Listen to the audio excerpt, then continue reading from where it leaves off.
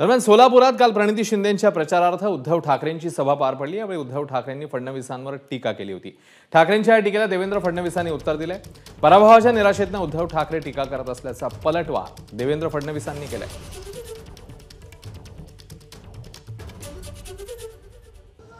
ना टरबूजाचं काय करायचं तुम्हाला माहिती आहे? अरे पण टरबूज असतं ते उन्हाळ्यात कामी तरी येतं, हे दुष्काळात 13वा महिना आहे। मोदीजींबद्दल आम्हालाही अभिमान होता। काय ती छाती, काय ती दाढी, एक अकेला सब पे भारी। आता एक अकेला सब पे भारी, आजूबाजूला भ्रष्टाचारी।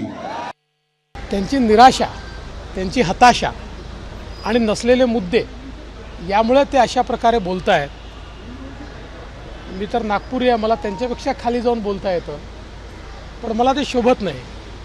कारण जे मॅच्युअर्ड राजकारणी असतात त्यांनी असं बोलायचं नसतं। मला असं वाटतं की समोर हार दिसते, निराशा वाढते आणि त्यातनं शिवराळ भाषा सुरू झालेली आहे।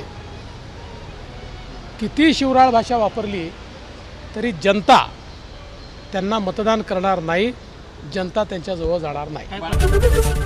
एबीपी माझा, उघडा डोळे बघा नीट।